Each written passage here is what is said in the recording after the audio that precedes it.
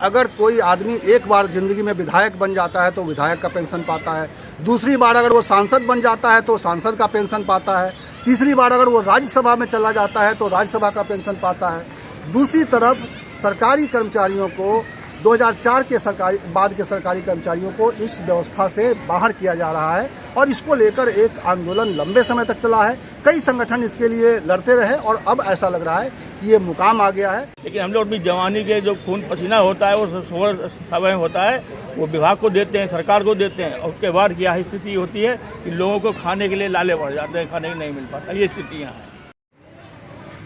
नमस्कार, मैं हूं कुमार भवेश चंद्र और इस बार के चुनाव में पुरानी पेंशन को लेकर मामला पूरा करें और 4 दौर के चुनाव के बाद 5 दौर के चुनाव के बाद पुरानी पेंशन को गांव-गांव तक पहुंचा दिया गया है, पुरानी पेंशन की मांग को। और हमारे साथ कुछ बुजुर्ग हैं जो रिटायर्ड लोग हैं और रिटायर्ड एसोसिएशन के अध्यक्ष भी हमारे साथ हैं, अमरनाथ यादव जी।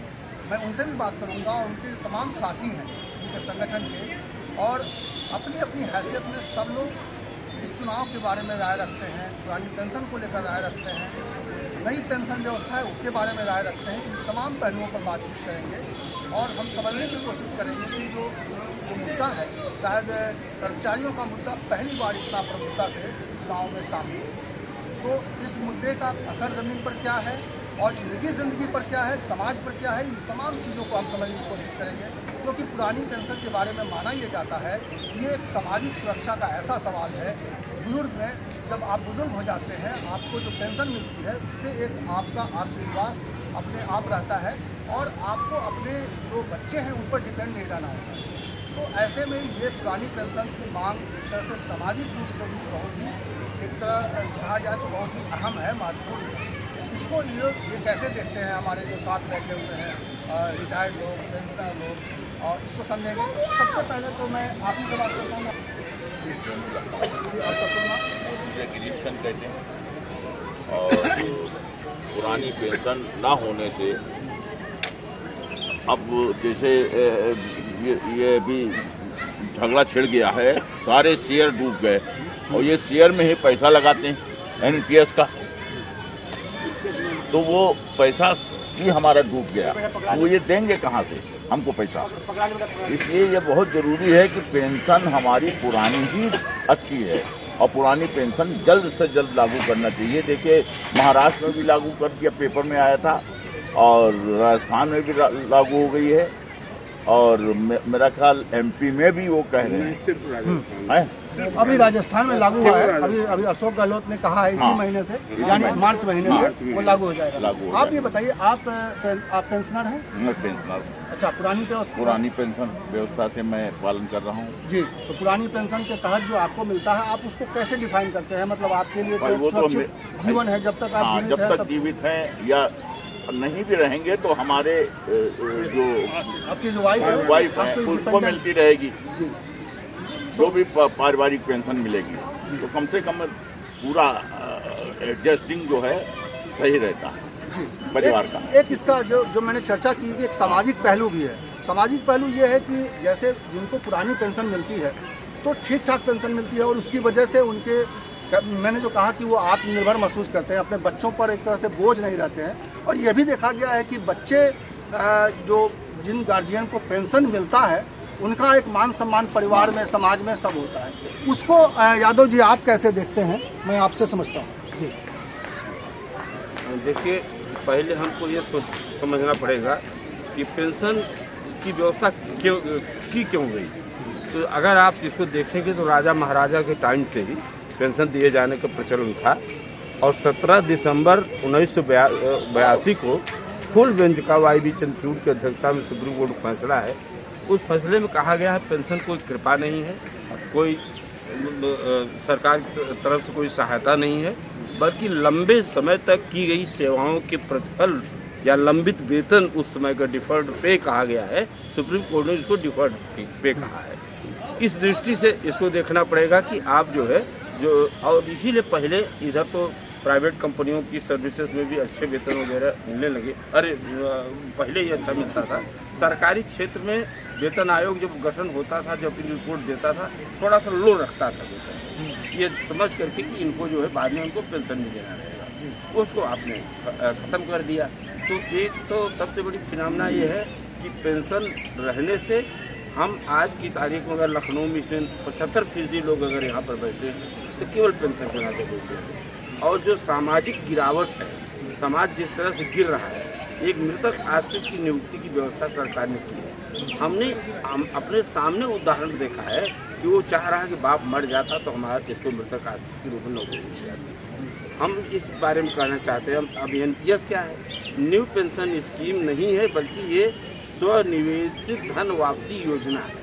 उन्होंने कहा 10% आप दीजिए, यानी इसमें सरकार का कंट्रीब्यूशन नहीं होता। मैं नई पेंशन 14%, हाँ इसमें नई पेंशन पर भी मैं बात करूंगा, लेकिन जरा मैं इनसे समझ लेता हूँ कि ये जो पुरानी पेंशन, आप किस तरह के पेंशन व्यवस्था में हैं? हम पुरानी पेंशन की व्यवस्था में है। अच्छा, और उससे हमको बहुत सहारा मिलता है, मतलब और समाज में भी और घर में भी बड़ी इज्जत मिलती है। अच्छा, आपका शुभ नाम? ब्रजेश कुमार। अच्छा, आप किस विभाग में थे? हम ये स्टेट प्लानिंग इंस्टीट्यूट ट्रांसमिशन संस्था जी, प्लानिंग डिपार्टमेंट योजना। तो ठीक है, आप ये बताइए, नई पेंशन व्यवस्था जो है, जो आपको तो पुरानी पेंशन मिलती है, आप किस विभाग में थे? स्टेट प्लानिंग डिपार्टमेंट में। स्टेट प्लानिंग डिपार्टमेंट में आप भी थे, और आपको पुरानी पेंशन मिलती है। तो आप, जो आपके परिवार में भी कोई ऐसा है जो नई पेंशन व्यवस्था के तहत पा रहा है, या आप उनको जानते समझते हैं? उनकी दिक्कत और आपकी दिक्कत में क्या है? नहीं, हम आत्मनिर्भर हैं, वो आत्मनिर्भर नहीं है। अच्छा, आप ये महसूस करते हैं कि वो आत्मनिर्भर नहीं है? आत्मनिर्भर जो ये कह रहे हैं यादव जी कि वो उनका स्वतः का निवेश है और स्वतः का निवेश ही उनको बाद में मिलता है, तो वो नाकाफ़ी है, वो उनकी ज़िंदगी को चलाने के लिए उसको नाकाफ़ी माना जा रहा है। मैं और कुछ और लोगों से बात करता हूँ जो पुरानी पेंशन व्यवस्था के ही अधिकतर लोग हैं इसमें। मैं आपसे ज़रा समझना चाहता हूँ कि ये जो पुरानी पेंशन व्यवस्था को लेकर अभी चुनावी घमासान छिड़ा हुआ है, कर्मचारियों का मुद्दा, पहली बार मुझे लगता है कि इस तरह का मुद्दा बड़ा क्रूशियल हो गया है चुनाव में। इसको आप कैसे देखते हैं? पुरानी पेंशन अब कोई माई का लाल रोक नहीं सकता। ये आग सुलग चुकी है और ये देना ही पड़ेगा। ये सरकारों की व्यवस्था है, ये हमारे सामाजिक सुरक्षा की बात है। हम सिक्योर, ये उम्र ऐसी होती है कि हमें इनसिक्योरिटी की भावना हो जाती है। एज हमारी हो गई, हमारे तमाम रोग हो गए, हमारी तमाम विसंगतियां हो गई। आज के सामाजिक परिवेश में बच्चों का वो रुख नहीं है जो होता था माता पिता की सेवा का, उससे हम वंचित हैं।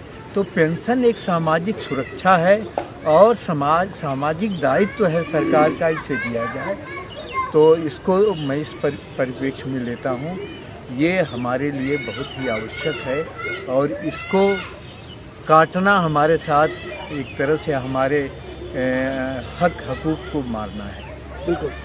मैं आपका शुभ नाम क्या है? रमेश चंद्र उपाध्याय। अच्छा, आप किस विभाग में थे? कारागार विभाग से, जेल विभाग से। अच्छा, आप कब से रिटायर्ड हैं? मैं मई 12 जी। तो ये पुरानी पेंशन के जो लोग हैं वो बिल्कुल आत्मनिर्भर हैं, आत्मविश्वास से भरे हुए हैं, लेकिन नई पेंशन व्यवस्था जो लाद दी गई है 2004 के बाद, जिस समय अटल बिहारी वाजपेयी केंद्र में सरकार थे, उनकी बहुत तारीफ होती है, क्योंकि वो एक ऐसे उदारवादी नेता के तौर पे हमारे सामने आए जिन्होंने बहुत अच्छे काम किए। और इस देश में अगर देखा जाए तो सड़क निर्माण का काम उस वाजपेयी जी के टाइम में बहुत तेज़ी से हुआ, लेकिन पुरानी पेंशन जो उन्होंने ख़त्म की और नई पेंशन व्यवस्था जो लागू की, उसको लेकर तभी से असंतोष चल रहा है और इसको लेकर देश भर में तमाम संगठन इसका विरोध कर रहे हैं। हमारे साथ कुछ और लोग हैं जो इसके बारे में बताएंगे कि जो नई व्यवस्था लागू की गई है वो किस तरह से लोगों को आत्मनिर्भरता से एक तरह से वंचित कर रही है, और पुरानी पेंशन के लोग एक तरह से आत्मनिर्भर महसूस करते हैं। और समाज में एक कहते हैं कि जब बुजुर्ग आदमी 60 साल का हो जाता है और उसके बाद की उसकी ज़िंदगी होती है, वो आत्मविश्वास से भरा हुआ होना चाहिए, क्योंकि शरीर भी थक जाता है और सामाजिक रिश्ते उनको निभाना होता है। समाज में एक ये भी बात होती है, जब मुझे याद है कि वीआरएस की बात हो रही थी और तब लोग कहते थे कि वीआरएस, अगर सरकार हमको दबाव बना के वीआरएस दे देगी तो बेटे बेटियों की शादी होनी होगी, तब हमसे पूछा जाएगा कि भाई आप करते क्या हैं, तो पता चलता कि मैं रिटायर्ड हूँ। तो रिटायर्ड आदमी की एक सामाजिक महत्ता कम हो जाती है, लेकिन ऐसे में पुरानी पेंशन जब मिलती हो आपको तो आप आत्मनिर्भर महसूस करते हैं। इस परिप्रेक्ष्य से आप अपना मत बताइए, पहले अपना नाम बताइए। ओपी त्रिपाठी। जी त्रिपाठी जी, इसको कैसे देखते हैं आप? जो मैंने कहा, हम तो पूरी तरह से कर्मचारी विरोधी देखते हैं और इसको नरक में ढकेलने वाली पोजीशन समझते हैं। जिस दिन से यह लागू हुआ उस दिन से हमारा संगठन इसका विरोध करता है। हम लोगों ने काफ़ी आंदोलन किए, काफ़ी बात उठाई। आप किसी संगठन से भी जुड़े हैं? मैं पेंशनर संगठन से जुड़ा हूँ जी। और पीछे भी संगठनों में रहा हूँ। जिस दिन से 2005 से 1/4/2005 से लागू हुई, उसी समय से हमारा संगठन इसका विरोध करता आया। और विरोध करने के साथ साथ हमने मुख्यमंत्री जी को, जो भी सरकार में नेता रहा उनको, और प्रधानमंत्री जी को दिल्ली जाके हम लोगों ने वहाँ पर रैली की, प्रदर्शन किया और ज्ञापन दिया, याचिका बनाई, उसका ज्ञापन दिया। और कभी भी न कारखाने में तूती की आवाज़ तरह होता है, किसी ने कुछ बात नहीं सुनी और निरंतर संघर्ष करते रहे। रही बात सामाजिकता की, तो आज इस सिचुएशन ये है कि जब ये समाज में यह विस्थापित हो गया कि इनको पेंशन नहीं मिलनी है, रिटायर होने के बाद 1000 रुपया, 2000 रुपया, 1500 रुपये लोगों को पेंशन मिल रही है, तो उनकी सामाजिक स्थिति नहीं, घर में वो रहने लायक नहीं रह गए हैं। तो ये तो लड़ाई ऐसी है, इसकी तो बहुत खतरनाक पोजीशन होने की स्थिति में आ गया है। अगर सरकार नहीं जानती है तो हम लोग लड़ाई तो जारी रखेंगे। जी, ये लड़ाई जो है बहुत लंबी चली है, लेकिन ऐसा लग रहा है कि इस लड़ाई को किनारा मिल गया है। उत्तर प्रदेश में समाजवादी पार्टी ने इसको अपने घोषणा पत्र में शामिल कर लिया है। इससे अधिकारियों, कर्मचारियों और तमाम जो सरकारी कर्मचारी हैं, जो उसमें एक जोश है इसमें वोटिंग करने को लेकर, और माना ये जा रहा है कि ये बड़ा एक मतलब गेम चेंजर होगा। अब हम इनसे जानते हैं कि ये जो चुनावी मुद्दा बन गया है, तो ये मुद्दा कितना गंभीर होगा, क्या इससे पासा पलट सकता है राजनीतिक रूप से? जी, आप अपना नाम बताइए सबसे पहले। रविंद्र कुमार दीक्षित। रविंद्र कुमार दीक्षित जी। पासा पलटने की ये देखिए, हर आदमी अपना अपना हित चाहता है जी, और हित होना भी चाहिए। ऐसा कोई स्पेशली तो है नहीं। ये तो पूछिए कर्मचारी जो नए 2 साल 4 बार हो रहे हैं, उनका न्याय पूरा और न्याय हो रहा है। क्या ये नेता लोग अपने ऊपर कभी अभी आजमा कर देख सकते हैं क्या?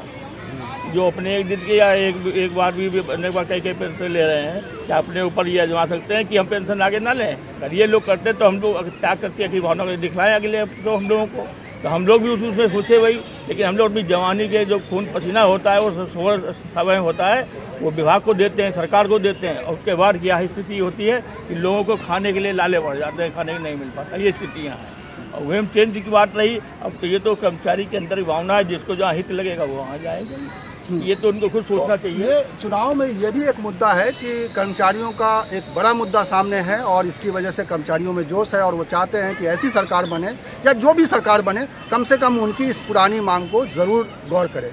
ये 16 साल से भी ज़्यादा मुझे लगता है कि ये पुराना संघर्ष है, लेकिन इसको एक किनारा मिलता हुआ दिखाई दे रहा है, क्योंकि उत्तर प्रदेश में तो ये चुनावी मुद्दा बन गया, लेकिन दूसरे प्रदेशों में बीच में ही राजस्थान सरकार ने इसको अपने यहाँ लागू कर दिया, क्योंकि ये लगने लगा है कि ये घंटी बज गई है और ये मांग अब जो है पूरे देश के स्तर पर बहुत ही गंभीरता से उठेगा।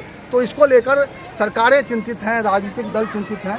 मैं ज़रा आपसे जानना चाहता हूँ कि ये क्या आपको लगता है कि ये मुद्दा जो है, जब तक उत्तर प्रदेश में तो पता नहीं किसकी सरकार बनेगी, अभी 10 तारीख को पता चलेगा, लेकिन क्या आपको लगता है कि उत्तर प्रदेश में अब ये मुद्दा इतना गर्म हो गया है कि बिना इसकी मांग कोई भी जो नई सरकार आएगी उस पर भी ये दबाव रहेगा और ये मुद्दा मानना ही पड़ेगा?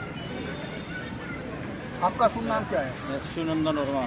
अच्छा, आप किस विभाग में थे? एग्रीकल्चर डिपार्टमेंट में। जी, आप बताइए इसके बारे में जो मैंने पूछा। पुरानी पेंशन का मुद्दा बहुत ही गर्म हो चुका है, और अब ये जो भी सरकार आएगी उसको देना ही पड़ेगा, क्योंकि कर्मचारी संगठन और इतना ज़्यादा मतलब पीड़ित हो चुके हैं कि नई पेंशन को स्वीकार नहीं कर रहे हैं, तो स्वीकार करने योग्य है भी नहीं। उसका पैसा तो न मालूम कहाँ जाता है, और पुरानी पेंशन से हम लोग जीवन यापन कर रहे हैं।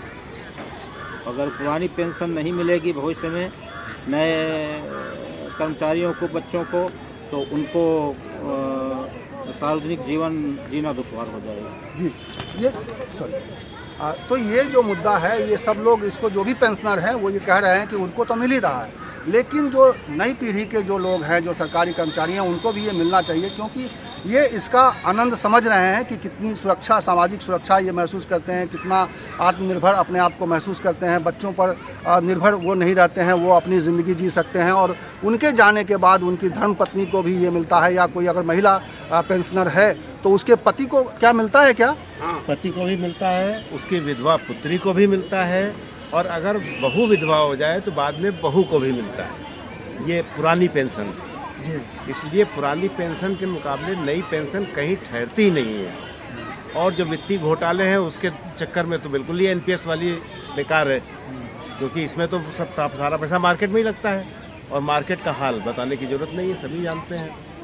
इसलिए पुरानी पेंशन योजना का विकल्प तो नई पेंशन है ही नहीं, 0% नहीं है कहीं। ये एक बड़ा अलग दुष्चक्र है कि ये जो कर्मचारियों के पेंशन, जो नई पेंशन व्यवस्था लागू की गई है, उनके पैसे को शेयर बाजार में लगा दिया गया है। और शेयर बाजार आपको मालूम है कि वो सेंसेक्स है, वो इतना संवेदनशील है कि नहीं पता प्रीमियम में जो युद्ध चल रहा है उसकी वजह से गिर जाए, या किसी और तरह के घटना अंतर्राष्ट्रीय जगत में हो जाए उसकी वजह से वो चढ़ जाए, गिर जाए, तो उसका कोई भविष्य नहीं है। और उसी तरह से नई पेंशन के जो कर्मचारी हैं वो उनका भविष्य भी लड़खड़ाता हुआ दिखाई दे रहा है। और इसीलिए पुरानी पेंशन की मांग एक बार फिर से जोर पकड़ रही है। हमारे साथ जरा मैं आपसे बात करता हूँ, आप बताइए, आप अपना नाम बताइए और पुरानी पेंशन और नई पेंशन का जो कंपेरिजन कीजिए। जय शंकर श्रीवास्तव जी, अर्थ एवं संख्या जी, आप तो अर्थ विभाग से हैं, बताइए। मोस्टली लोग जी, लेकिन सरकार की सेवा में आने का जो है सबसे बड़ा लाभ यही है कि रिटायर होने के बाद हमारी लाइफ जो है सिक्योर हो जाएगी, हम कम से कम किसी की आत्मनिर्भर हो जाएंगे, दूसरे भरोसे नहीं रहेंगे। लेकिन ये पेंशन जो है हम जो कर रहे हैं, इससे हम लोगों के अंदर जो है बड़ी हीन भावना आ रही है। सरकार की तरफ से लोग जो है रुझान हट रहा है। ये जो आरक्षण का मामला है, और इसके बाद आरक्षण भी इससे जुड़ा हुआ मामला है कि सरकारी अगर स्तर पर नौकरियां खत्म होगी, कम होंगी, तो हमारा समाज जो एक सुरक्षित समाज के तौर पे आप देखिए कि सरकारी नौकरियों में जाना चाहता है। आज के नौजवान भी सरकारी नौकरियों के लिए कितना प्रयत्न करते हैं, और कई बार बहुत सारे लोगों का जीवन की साध होती है कि किसी तरह से सरकारी नौकरी हासिल कर ली जाए। लेकिन सरकारी नौकरियों का आकर्षण अगर ये पुरानी पेंशन व्यवस्था लंबे समय तक खिंच गया तो निश्चित रूप से इसका एक, ये बिल्कुल कह सकते हैं कि ये बिना दांत की तरह हो जाएगा, कि बिना दांत का कोई आपके पास कोई ऐसा अधिकार नहीं है जिससे आप 60 साल के बाद का जीवन को कैसे काटेंगे, इसके लिए आपके पास कोई ऐसा आर्थिक तंत्र नहीं है। तो ये आपको एक सबलता देता है, एक मजबूती देता है, और सरकारी नौकरी के प्रति एक आकर्षण भी बनाए रहता है। मुझे लगता है कुछ और लोग हैं हमारे साथ जिनसे मैं बात करूंगा और समझूंगा कि ये जो पुरानी पेंशन और नई पेंशन को लेकर जो बहस चल रही है इस वक्त, उसको ये कैसे देखते हैं। आप अपने बारे में बताइए जरा। मेरा नाम रामस्वरूप कश्यप है और मैं इस संगठन का जो है वरिष्ठ उपाध्यक्ष हूँ। और पुरानी पेंशन के बारे में आपने पूछा, पुरानी पेंशन पूरे देश के लोगों को मिलनी चाहिए। पुरानी पेंशन से आदमी जो रिटायर हो जाता है, बुजुर्ग हो जाता है, वो आत्मनिर्भर होता है और उसको बड़ा सम्मान मिलता है, घर में मिलता है, बाहर मिलता है, समाज में मिलता है, संगठन में मिलता है। पुरानी पेंशन हमारा हक है, अधिकार, इसको मिलना चाहिए। और ये अंग्रेजों के ज़माने से पुरानी पेंशन मिल रही है, और इस भारत सरकार को या उत्तर प्रदेश सरकार या किसी स्टेट की सरकार को ये छीनने का कोई अधिकार नहीं, कोई हक नहीं है। पेंशन हमारा हक है, हमको मिलनी चाहिए। और हमने 35-40 साल तक सेवा करी सरकार की, देश की सेवा करी, समाज की सेवा करी, इसलिए सरकार और अंग्रेज जो थे हमको पेंशन दे गए। वो पेंशन पुरानी मिलनी चाहिए, और नई पेंशन का मतलब कोई उपयोग नहीं, कहीं कुछ नहीं। और नई पेंशन स्कीम हम 2004 से 5 से कह रहे थे कि ये पेंशन लागू नहीं होनी चाहिए, और लेकिन सरकार ने लागू कर दिया। लेकिन आज लोगों को पछतावा हो रहा है। हम चिल्लाते रहे, अमरनाथ यादव चिल्लाते रहे, परिषद से हैं, महासंघ के लोग, सारे लोग चिल्लाते रहे कि ये नई पेंशन स्कीम जो है बिल्कुल गलत है, इसका विरोध होना चाहिए।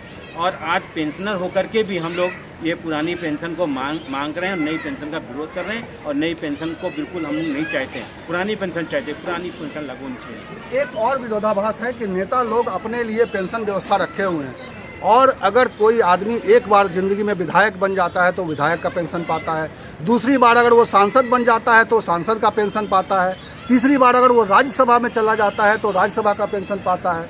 दूसरी तरफ सरकारी कर्मचारियों को 2004 के बाद के सरकारी कर्मचारियों को इस व्यवस्था से बाहर किया जा रहा है और इसको लेकर एक आंदोलन लंबे समय तक चला है। कई संगठन इसके लिए लड़ते रहे और अब ऐसा लग रहा है कि ये मुकाम आ गया है।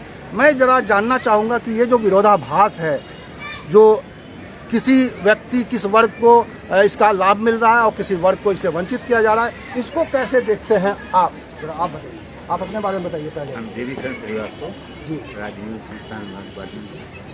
और ये जो रहे वास्तव में जैसे विधायक और उनको एक एक नहीं 4 पेंशन मिलती हैं, ये तो बिल्कुल गलत है। तो राज्य कर्मचारी जो इतने दिन सेवा करता है और उसको पेंशन बंद की जा रही, पुरानी पेंशन बंद की नई दी जा रही है। और जो विधायक का ये है 1 दिन के लिए हो जाता है तो उसे पेंशन मिलती है, तो बहुत गलत है। बिल्कुल। तो ये जो है डिमांड चलती आ रही है और मुझे लगता है इस बार के चुनाव में, अभी आने वाले जो 2 चरण के चुनाव बचे हैं, उन 2 चरणों के चुनाव में भी ये मुद्दा गर्म रहेगा, क्योंकि इससे जुड़े हुए संगठन अभी तक अपनी मांग पर अड़े हुए हैं और अभी इस चुनाव में कर्मचारी बढ़ चढ़कर हिस्सा लें और इस एक ऐसी सरकार लाएं जो पुरानी पेंशन का समर्थक हो। इसके लिए तमाम कोशिशें हो रही हैं और मुझे लगता है कि यहाँ जो हमने राय ली है, इससे पब्लिक में भी एक राय बन रही है कि ये व्यवस्था कितनी ज़रूरी है, क्योंकि एक सामाजिक सुरक्षा का सवाल है। भारत में सामाजिक सुरक्षा को अगर हम हाशिए पर रख देते हैं, ज़िंदगी जो 60 साल के बाद की ज़िंदगी है, अब चूँकि स्वास्थ्य सेवाएं भी अच्छी हो गई हैं, लोग 80-90 साल तक जीवित रह रहे हैं, उनके ऊपर मेडिकल का एक्सपेंस होता है, तो इससे भी एक जो बच्चों के ऊपर उसका बोझ नहीं पड़ता है, क्योंकि अगर पेंशनर है उसको पेंशन मिलता है और पुरानी व्यवस्था के तहत उसको पेंशन मिलता है, तो निश्चित रूप से उसके बच्चे को एक ताकत रहती है कि मेरे पापा के पास पैसे हैं, मैं उनसी से अगर उनका इलाज करवा दूंगा तो वो स्वस्थ हो जाएंगे। तो ये भी एक पहलू है। मैं इस पहलू से चाहूँगा कि एक व्यक्ति का मैं और प्रतिक्रिया लूँ। जी जी, BL कुशवाहा जी, खाद्य विभाग से। मैंने जो कहा कि ये देखिए पुरानी पेंशन की वजह से जो आप नीचे रखे रहो, पुरानी पेंशन की वजह से जो बच्चों में एक रहता है कि भाई पापा के पास पैसे आते हैं, हमें सिर्फ मैनेज करना है, हमें उनको हेल्प करनी है, क्योंकि वो बुजुर्ग हो रहे हैं, बीमार हो रहे हैं, तो हम उनको हेल्प कर देंगे। उस लिहाज से आप बताइए कितना जरूरी है जी। ये समाज में आप देख रहे होंगे कि स्वार्थ की भावना, चाहे घर हो, परिवार हो या बाहर हो, ये होती है।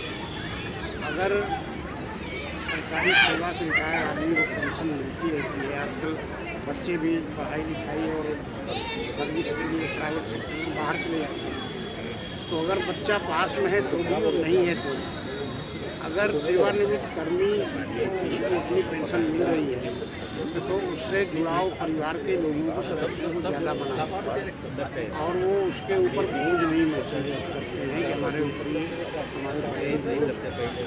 अगर पेंशन ना हो और बच्चे पास में हो चाहे बाहर हो, तो वो उतना शेयर भी नहीं करेंगे, ना तो परिवार में उसकी ज़्यादा अहमियत रहेगी, ना समाज में।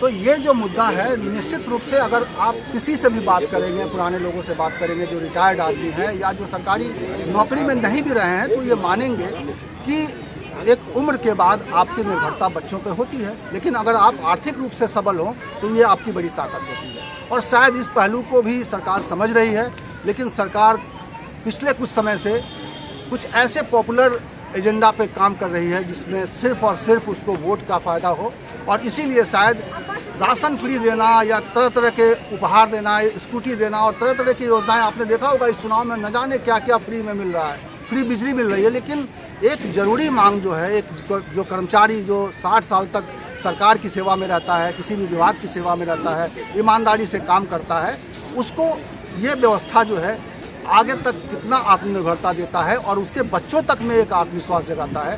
तो निश्चित रूप से एक बेहतर व्यवस्था बनी हुई थी और उस व्यवस्था को शायद फिर से बहाल करने के लिए एक बड़ी जोरदार मांग उठी है और 2022 का चुनाव उत्तर प्रदेश में कम से कम ये बहुत ही अहम हो गया है। और इस नाते मैंने अभी तमाम लोगों से बात की और ये जानकारी आप तक पहुँचाई। अगर आप भी इस बारे में कुछ कहना चाहते हैं तो आप कमेंट बॉक्स में आकर अपनी बात रखिए और इन बुज़ुर्गों का, इन रिटायर्ड लोगों का सहयोग कीजिए, साथ दीजिए। और मुझे लगता है ये भारत के सामाजिक सुरक्षा को लेकर अब तक का सबसे बड़ा सवाल है और शायद ये चुनाव, मैं मानता हूं कि ये चुनाव ये एक ट्रेंड सेटर हो सकता है। ऐसे आम मुद्दे, ऐसे गंभीर मुद्दे लोगों की नज़र में हों तो इससे सरकारें बनती हैं, बिगड़ती हैं। कैमरामैन अनुपम सिंह के साथ मैं कुमार भवेश चंद्र।